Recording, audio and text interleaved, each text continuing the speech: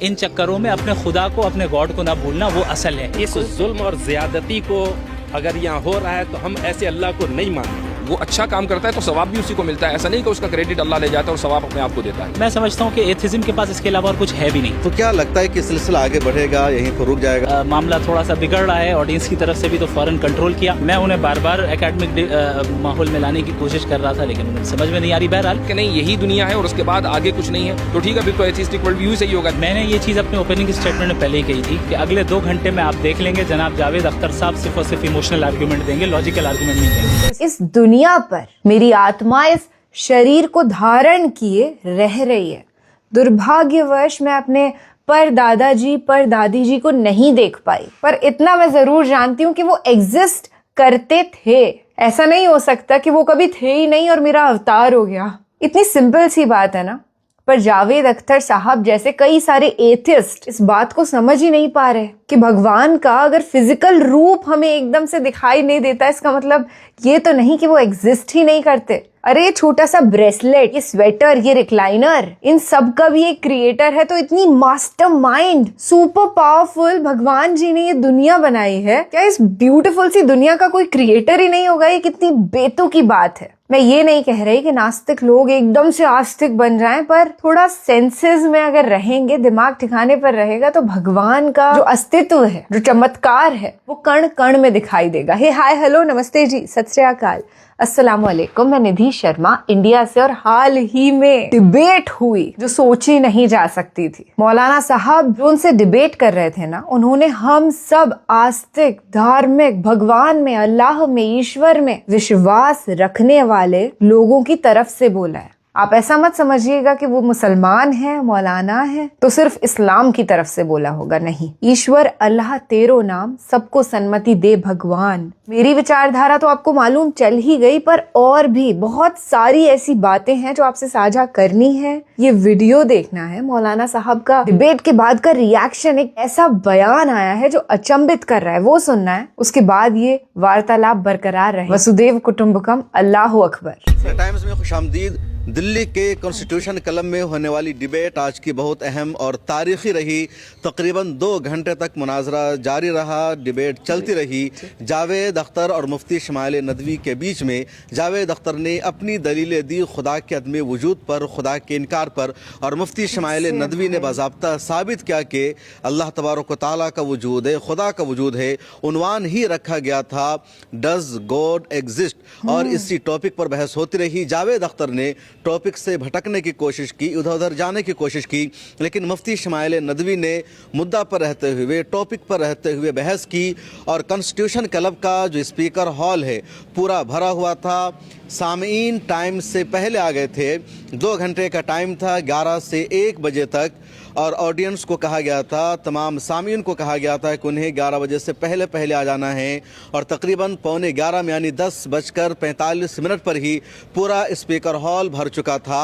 और दोनों तरफ के लोग थे, 100 लोग मुफ्ती शमाइल नदवी की तरफ से और 100 लोग थे जावेद अख्तर की तरफ से।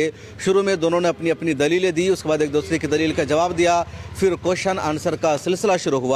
ऑडियंस में आए लोगों ने सवाल पूछा और दोनों लोगों ने जवाब दिया। सौरभ द्विवेदी जो लल्लन टॉप के फाउंडर और संपादक है, उन्होंने मॉडरेटर का फरीज़ा अंजाम दिया, और सौरभ द्विवेदी की भी लगातार तारीफ की जा रही है।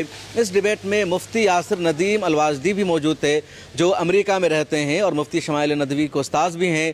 उन्होंने इस डिबेट के हो जाने के बाद गले लगकर मुबारकबाद भी पेश की शमाइल नदवी को। आज की डिबेट कैसी रही और इसका क्या असर जाएगा, इसका क्या इम्पैक्ट पड़ेगा, इन तमाम मुद्दों पर बातचीत करते हैं मुफ्ती यासिर नदीम अलवाजदी से। अल्लाह ताला फरमाता है कि इन्ना हदैना सबीला इम्मा शाकिरन व इम्मा कफूरा, कि हमने रास्ता दिखा दिया, नहीं फ्री विल दे दी। अभी आपकी मर्जी है कि आप उस रास्ते पर चलें या ना चलें। चलेंगे तो शुक्रगुजार कहलाएंगे, नहीं चलेंगे तो नाशुक्र कहलाएंगे।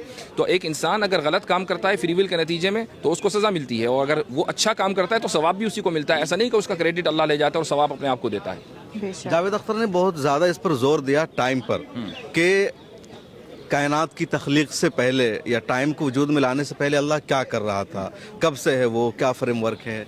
इसका जवाब बहुत वाज़ेह है और वो ये कि जो चीज़ टाइमलेस होती है उसके बारे में ये सवाल करना कि वो किस टाइम में था और उस टाइम में वो क्या कर रहा था, खुद एक फैलेशियस स्टेटमेंट है और अब्सर्डिटी है। तो खुदा ताला जो टाइम का खालिक है वो टाइम में कैसे हो सकता है? अगर आप मान लीजिए कोई पुर्जा बनाते हैं, आपने माइक बनाया, तो आप माइक के अंदर नहीं होंगे, माइक के बाहर ही होंगे। लेकिन चूंकि हमारे पास एक लिमिटेड लैंग्वेज है, ये हमारा लिमिटेशन है, ये खुदा का कसूर नहीं है। तो उस लिमिटेड लैंग्वेज की वजह से हम बात मरतबा पहले और बाद का लफ्ज़ बोल देते हैं, हर जगह का लफ्ज़ बोल देते हैं। लेकिन हकीकत ये है कि खुदा न किसी मकान में है, न किसी ज़मान में है, वो टाइमलेस है और स्पेसलेस है, और उसके बारे में टाइम या स्पेस का सवाल करना ये बुनियादी गलती है। तो जावेद अख्तर रेप का बार बार जिक्र कर रहे थे कि रेप हो रहा है तो क्या खुदा जिम्मेदार है, नौज़ुबिल्लाहि मिन ज़ालिक। तो इसको कैसे जस्टिफाई करेंगे आप, क्या जवाब देंगे इसका? मतलब जिम्मेदार खुदा किसी भी सूरत में नहीं हो सकता। मुफ्ती शमाइल साहब ने बड़ा अच्छा एक जवाब दिया था और वो ये था कि एक अगर टीचर किसी अपने स्टूडेंट्स का एग्ज़ाम लेता है, वो मल्टीपल चॉइस क्वेश्चंस हैं, तो उसमें अगर 4 ऑप्शंस हैं तो एक ही तो सही है ना, बाकी 3 तो गलत हैं। तो आप टीचर को इल्ज़ाम नहीं ठहरा सकते कि भाई आपने 3 सवाल या 3 ऑप्शंस गलत कैसे डाल दिए। वो आपके इम्तिहान के लिए है। तो अगर वर्ल्ड व्यू ये है कि नहीं यही दुनिया है और उसके बाद आगे कुछ नहीं है, तो ठीक है, फिर तो एथिस्टिक वर्ल्ड व्यू ही सही होगा। लेकिन अगर वर्ल्ड व्यू ये है कि हम कहीं से आए और कहीं हमें जाना है, तो फिर atheistic world view does not make any sense. अच्छा, इस तरह की जो डिबेट है हालिया दिनों में, जो मौजूदा सिनेरियो है, मुझे लगता है पहली मरतबा इस तरह की डिबेट हुई या काबिर की तारीख में तो इस तरह का है तस्करा।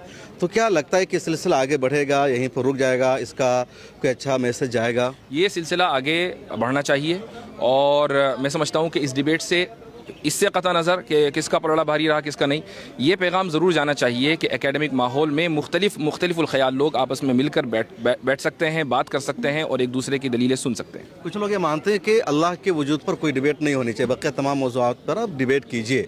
हुजूर के ज़माने में भी अल्लाह ताला के वजूद पर कोई डिबेट नहीं हुई। नहीं, मैं नहीं समझता कि हमारे यहाँ जो ट्रेडिशन है इल्म कलाम का कह लें या पूरा इल्मी जो पूरा कल्चर है, उसमें किसी ने ये कहा हो कि खुदा के वजूद के ऊपर डिबेट नहीं होनी चाहिए। बल्कि हज़रत बाक़िर अलैहिर्रहमा, बाक़िर सादिक, इमाम बाक़िर जिनको कहते हैं, उन्होंने तो बाकायदा खुदा के वजूद पर कई मुनाजरे किए हैं और बाकायदा वो छपे हुए हैं, और ये मुतज़िला के ज़माने से पहले थे। वैसे आज पलड़ा किसका भारी रहा? ये तो बिल्कुल वाज़ेह ऑडियंस ने तय कर दिया है और आप हमारे चेहरे की खुशी देखकर बता सकते हैं। बिल्कुल सही। ज़रा सा बातचीत करेंगे मुफ्ती शमाइल नदवी साहब से। आप थे डॉक्टर यासिर नदीम अलवाजदी, अमेरिका में रहते हैं और लगातार इस मौजू पर अब काम भी कर रहे हैं। कॉन्स्टिट्यूशन क्लब के स्पीकर हॉल में ये डिबेट हुई, दोनों तरफ के लोग थे, दोनों तरफ से तालियां बज रही थी, आपने लाइव ज़रूर देखा होगा और बड़े अच्छे सिस्टम अंदाज में ये हुआ। तो इधर मुफ्ती शमाइल नदवी है, आज उन्हीं का दिन है, फोटो में लगे हुए हैं, तो आपको मुबारकबाद अपने पूरे फैंस के साथ। आज का जो डिबेट रहा कैसा रहा आपके लिए? बहुत मैंने सोचा था कि कुछ थोड़ी ज़्यादा अच्छी एकेडमिक गुफ्तगू होगी, लेकिन बहुत ज़्यादा एकेडमिक हो नहीं पाई। उसकी वजह यह है कि वो टॉपिक से डाइवर्ट हो जा रहे थे। मैं उन्हें बार बार एकेडमिक माहौल में लाने की कोशिश कर रहा था, लेकिन उन्हें समझ में नहीं आ रही। बहरहाल ओवरऑल अच्छा रहा, और जिसे हम कहते हैं कि भाई बल नक़्ज़िफ़ु बिल-हक़्क़ि अलल बातिल फ़यदमग़ुहु फ़इज़ा हुवा ज़ाहिक़, तो महज़ अल्लाह का फ़ज़ल रहा, अल्लाह का फ़ज़ल रहा। और हमारे जो असातिज़ा हैं और हमारी जो पूरी टीम है, जो स्टेज पे नज़र नहीं आई लेकिन पीछे बहुत काम कर रही थी, जिनमें आप भी हैं, तो जो इन तमाम हज़रात की दुआओं और मेहनतों का नतीजा अल्लाह रब्बुल आलमीन जज़ाए खैर दें। और सच ये है कि जो हक़ है वो वाज़े होकर रहता है। क्या आपको लग रहा था कि आपकी तैयारी पूरी है और वो तैयारी करके नहीं आए, यूं ही आ गए हैं? मैंने एक्सपेक्ट नहीं किया था कि जो है वो वही बातें करेंगे, और मैं समझता हूँ कि बातें पुरानी। हाँ, और मैं समझता हूँ कि एथिज़म के पास इसके अलावा और कुछ है भी नहीं। बस यही है प्रॉब्लम ऑफ ईविल। आप देख रहे होंगे कि बार बार वही चीज़ें जवाब के बाद भी उठाया जा रहा है। वो हुआ इमोशनल आर्ग्यूमेंट, कि आप इमोशन को ट्रिगर करें, उसको जो है आप जो है चाहें कि भाई लोग मुतासर हो, इमोशनल हो जाएं, लॉजिक का इस्तेमाल ना करें। तो ये हरबा हमेशा से रहा है एथिस्टिक वर्ल्ड व्यू का, तो बस वही रहा। सौरभ द्विवेदी बता रहे थे कल आप लोगों की बातचीत हुई थी, चाय पर मुलाकात हुई, तो वहाँ पर क्या बातचीत हुई थी? वहाँ पे बस ऐसे ही एक फ्रेंडली माहौल में हम लोगों ने गुफ्तगू की और एक दूसरे से तारुफ हुआ। और इसमें कोई शक नहीं कि बहैसियत इंसान बहुत अच्छे आदमी हैं जावेद अख्तर साहब, और बहुत रिस्पेक्टफुल अंदाज में उन्होंने गुफ्तगू की। हमने भी उनकी उम्र का लिहाज रखा, हमारे बड़े हैं, और मैं समझता हूँ कि आगे भी उनके साथ रब्ता रहेगा हमारा। तो इनिशिएटिव किसने लिया था कल की मुलाकात का? कल की मुलाकात का ये मुत्तफ़क़ अलैह इनिशिएटिव था दोनों की तरफ से। डिबेट से पहले एक मीटिंग एक बार बैठ जाएं, ताकि चूँकि फ़र्स्ट टाइम मुलाकात हो रही है तो यहाँ स्टेज में अनकम्फर्टेबल फील ना हो, इसलिए आ जाएं। तो आपको लगता है कि आपने जो समझाया जावेद अख्तर पर कुछ असर पड़ा, उनके जो आए हुए लोग थे उन पर कुछ असर पड़ा? ये तो कुछ दिनों के बाद पता चलेगा। अभी तो पता नहीं है। तो आगे ये डिबेट जारी रखनी है या सिलसिला यहीं पर बंद होगा? देखिए, मैं समझता हूँ कि एकेडमिक अंदाज में और पीसफुल माहौल में इस तरह की डिबेट्स जारी रहनी चाहिए। ये नहीं कि हर बार मैं ही करूँ, बात करें, डिस्कशन हो, लड़ाई झगड़े नहीं होने चाहिए, जहाँ वायलेंस नहीं होना चाहिए। भाई आपका एक वर्ल्ड व्यू, हमारा एक वर्ल्ड व्यू, आइए एकेडमिक अंदाज में डिस्कस करते हैं कि कौन सा वर्ल्ड व्यू का ज़्यादा फ़ायदा है, कौन सा वर्ल्ड व्यू सही है। अब जिसको जो समझ में आए कबूल कर। मॉडरेटर को लेकर के बहुत ज़्यादा परेशानी थी कि जो मॉडरेटर होगा अपनी जिम्मेदारी निभाएगा या इधर झुकेगा उधर झुकेगा, तो कैसा रहा आपका?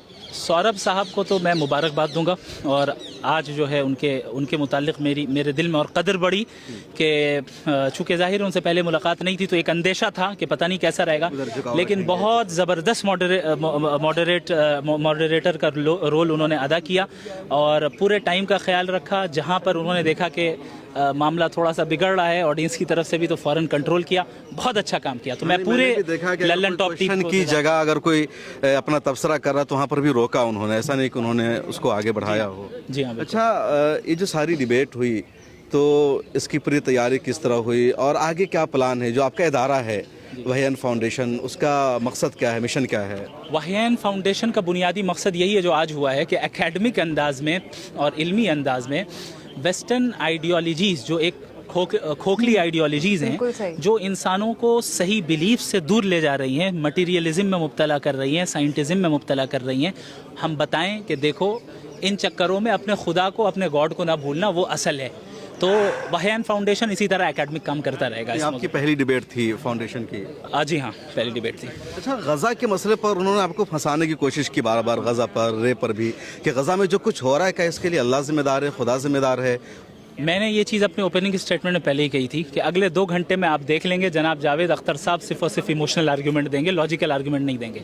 जब इंसान के पास कोई लॉजिक आर्ग्यूमेंट ना हो तो फिर वो क्या करता है कि वो इंसानों के इमोशंस को भड़काना चाहता है और अपनी तरफ माइल करना चाहता है। तो ये हर बार नया नहीं है, हमेशा से रहा है और मैं इसके लिए प्रिपेयर्ड था अल्हम्दुलिल्लाह।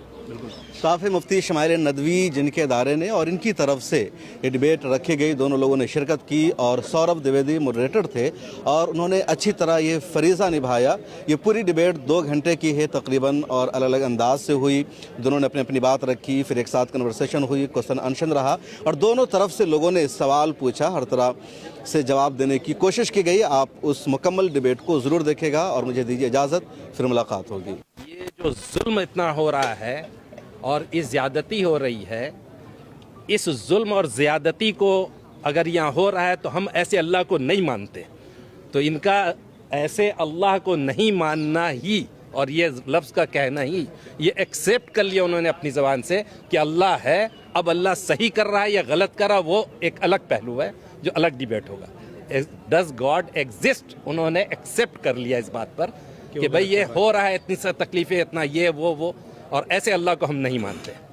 तो नहीं मानना अलग चीज़ है, मानना अलग चीज़ है, लेकिन इनके न मानना ही ने साबित कर दिया कि वो अल्लाह है जिसको वो नहीं मानते। साइंस ये प्रूव करती है कि इसके अंदर भी लाइफ है। देखें, जिस तरीके से हमारे सेंस ऑर्गन्स की एक लिमिटेशन है, लॉजिक की भी लिमिटेशन है, तो उस लिमिटेशन के अंदर जितनी चीज़ें आती हैं, यानी आप अपने लॉजिक और अक्ल से जितनी चीज़ों को जान सकते हैं जिनमें एग्जिस्टेंस ऑफ गॉड भी है, तो वहाँ तो हम लॉजिक का इस्तेमाल करेंगे। लेकिन जब हम ऐसी चीज़ों के मुताल्लिक हमसे सवाल किया जाए जहाँ हम ना अपने सेंस ऑर्गन्स के ज़रिए उसे जान सकते हैं, ना अपने लॉजिक के ज़रिए जान सकते हैं, तो अब हमें तीसरा सोर्स ऑफ नॉलेज इख्तियार करना पड़ेगा और वो तीसरा सोर्स ऑफ नॉलेज गॉड की रेवलेशन है जो अपने ख़ास बंदों के ऊपर वो भेजता है। ये असल में जावेद अख्तर साहब एक प्रॉब्लम में मुब्तला हैं। उस प्रॉब्लम का नाम है साइंटिज़म। साइंटिज़म कहते हैं कि आप साइंस को ही वाहिद सोर्स ऑफ नॉलेज बताएं। आप बताइए मोरालिटी को साइंस से आप साबित कर सकते हैं? कभी नहीं कर सकते। साइंस का मदार एम्पेरिकल एविडेंसेस पर है। एम्पेरिकल एविडेंस से मोरालिटी साबित नहीं होगी, एम्पेरिकल एविडेंस से कॉन्शियसनेस साबित नहीं होती है, एम्पेरिकल एविडेंस से लॉ ऑफ कॉजालिटी साबित नहीं होता है। आप कॉज एंड इफेक्ट को तो दिखा सकते हैं, लेकिन उन दोनों के दरमियान जो रिलेशन है वो खुद मेटाफिजिकल है। तो आप ऐसी चीज़ का इनकार कर रहे हैं जो हमारा लॉजिक खुद बता रहा है कि मेटाफिजिकल रियलिटी एग्जिस्ट करती है। वो कह रहे हैं मेटाफिजिकल रियलिटी मुझे नहीं पता क्या होता है। मैं नहीं समझ सकता कि इस उम्र में आने के बाद मेटाफिजिकल मतलब कोई नहीं समझता। सर, भविष्य में ऐसी डिबेट की और संभावना है? देखें, ये एक बहुत बड़ी खूबी है। मैं जावेद साहब को भी अप्रिशिएट करूँगा, उनकी टीम को भी, कि हमारे मुल्क के कैसे हालात हैं आप जानते हैं। इन हालात में प्यार मोहब्बत के साथ बैठकर एकेडमिक अंदाज में डिस्कशन कर लेना, मैं समझता हूँ ये माइलस्टोन है, ये बहुत बड़ा काम हुआ है। और मैं समझता हूँ कि डिफरेंट जो आइडियोलॉजीज़ हैं, सबको लड़ाई करने के बजाय भाई ऐसे ही बैठ के प्यार मोहब्बत से बात कर लो ना, साथ में कॉफ़ी पीते हैं और बात कर लेते हैं। आप अपनी बात साबित करें, हम अपनी बात साबित करें, फिर लेट ऑडियंस डिसाइड, जिसको जो समझ में आए वो करें। जिस दिन ये हम करने लग जाएं इस मुल्क में, याद रखें इस मुल्क में कोई दंगा फसाद नहीं होगा। मुफ्ती साहब, एक बेसिक सा सवाल अक्सर जावेद साहब या उन जैसे और बहुत सारे लोग हैं जो उठाते हुए नजर आते हैं कि अगर वाकई गॉड एग्जिस्ट करता है तो फिर जो गलत काम है उसको परमिशन कैसे मिल जाती है? ये हमने बताया। देखें भाई, बहुत कई बार समझाया, मुझे नहीं समझ में आया कि उनको क्यों नहीं समझ में आ रहा है कि एग्जामिनेशन हॉल में हम और आप यहाँ इस दुनिया में यूं ही नहीं आए हैं। हमारा world view, theistic world view यही है। हम इस दुनिया में एक पर्पज़ के तहत आए हैं, और इस पर्पज़ के तहत जब आए हैं तो हम सब गॉड के सामने अकाउंटेबल हैं। और हमारी अकाउंटेबिलिटी ईविल के बगैर हो सकती है? एक इंसान के पास अगर ईविल करने का ऑप्शन ही ना हो, वो तो मजबूर हो गया ना अच्छा काम करने पे, तो फ्री विल कहाँ रहा? लेकिन हम जानते हैं हम और आपके फ्री विल मौजूद है। तो खुदा ने लिखा है ना। तो मुकद्दर का मतलब आप क्या समझते हैं? मुकद्दर का मतलब ये नहीं होता है कि तकदीर में जो खुदा ने लिख दिया और फोर्स कर दिया। तकदीर is the knowledge of Allah, Muqaddar is the knowledge of Allah. For example, एक डॉक्टर है, उसने देखा एक मरीज़ की हालत इतनी ख़राब हो गई है कि ये 1 महीने से ज़्यादा ज़िंदा नहीं रह पाएगा। उसने अपनी डायरी में लिख दिया कि भाई ये 1 महीने के अंदर मरेगा, और वो मर गया। क्या डॉक्टर के लिखने की वजह से मरा या अपने कंडीशन की वजह से पड़ा? में तो ऐसा नहीं होता। हर एक केस में ऐसा ही होता है, हर एक केस में ऐसा ही होता है। खुदा हर चीज़ का इल्म रखता है। डॉक्टर में और गॉड की फर्क है, कोई तशबीह नहीं है दोनों के दरमियान। लेकिन मिसाल आपको समझाने के लिए दे रहा हूँ, आप उसको पकड़ ले रहे हैं, लेकिन आगे जो मैं कह रहा हूँ वो नहीं समझ। मैं ये कह रहा हूँ कि गॉड का नॉलेज है मुकद्दर, यानी गॉड को मालूम है कि आप अपने फ्री विल का इस्तेमाल करके क्या करने वाले क्या नहीं करने वाले। उसने पहले ही उसको लिख दिया अपने नॉलेज के हिसाब से, उसे मुकद्दर कहते हैं। लेकिन उसने फोर्स नहीं किया आपको गलत काम करने। फिर उन्हें मालूम है तो इम्तिहान क्यों लेते हैं? पर्चा लिखते हैं फिर वो भी एक गॉड फेथ कह रहे हैं आप, वो भी हो सकता है। क्या जो धीरेन्द्र शास्त्री पर्चा निकाल रहे हैं, किसी के भी नाम से पर्चा निकाल दे रहे हैं, सब कुछ उसमें हो जा रहा है, फिर उसको कैसे देख रहे हैं? क्या वो देखें, गॉड है या ये क्या बात कर रहे हैं, मुझे समझ नहीं आया। बहरहाल कुछ थोड़ा बहुत समझ में आ रहा है, तो जो कॉन्सेप्ट है समझ में आया मैं बताता हूँ। देखें, जब हम गॉड के एग्जिस्टेंस की बात कर रहे हैं ना, so we don't own each and every person. अब गॉड के नाम पे कोई गलत काम कर रहा है तो उसमें गॉड का क्या कसूर है? एग्जैक्टली। अब धर्म के नाम पर लोग गलत काम कर ही रहे हैं, पर अल्लाह ने तो नहीं कहा या भगवान ने तो नहीं कहा कि आप पूजा के नाम पे पैसे लूटो, but people are doing it. Once again I would like to thank Maulana Sahab smile जी। इतनी उम्दा डिबेट। आई पर्सनली बिलीव कि जो रेप होते हैं, मर्डर्स होते हैं, ये सब ईविल की वजह से होते हैं, नेगेटिव पावर्स की वजह से होते हैं। अब ईविल अगर एग्जिस्ट कर रहा है, जो विजिबली दिख रहा है, वैसे ही एंजल भी तो एग्जिस्ट करता है ना, डिविनिटी भी तो एग्जिस्ट करती है। शैतान है तो देवता भी है भाई। एथिस्ट रह करके भगवान की, अल्लाह की मौजूदगी को नकार करके अगर आप जीना स्टार्ट कर देंगे तो एक शैतानी डायरेक्शन में भी आप चले जाएंगे, क्योंकि आप नेगेटिविटी को तो एक्नॉलेज कर रहे हैं कि हाँ है, पर पॉजिटिविटी वो एग्जिस्ट ही नहीं कर रही है। जैसा कि मैंने स्टार्टिंग में भी एग्जाम्पल दिया था कि मेरे परदादा परनाना वो एग्जिस्ट करते थे, पर क्योंकि मैंने उन्हें नहीं देखा डजंट मीन वो है ही नहीं। वो होते नहीं तो हमारा कोई वजूद ना होता। इनफैक्ट छोटे से छोटे फल के अंदर तक आप देख लेंगे कि भगवान ने कैसे डिजाइन किया है इतना ब्यूटिफुली। संतरे को सेफ गार्ड करने के लिए इतना मोटा उसका छिलका दिया और फिर अंदर बीज दे दिए, और जो रस है उसको एक अलग सी कवरिंग में पैक करके दिया। We have limitless examples like this. आप कमेंट्स में बताइए, क्या आप एथिस्ट तो नहीं है ना? चलिए फिलहाल के लिए मुझे दीजिए इजाजत। कैसा महसूस कर रहे हैं जरूर से साझा करिएगा, हम पढ़कर बड़े खुश होते हैं। ख्याल रखिएगा अपना और अपने सभी घर वालों का। खुश रहिएगा, जिंदाबाद रहिएगा, सच के साथ रहिएगा। सत्यमेव जयते। जय हिंद।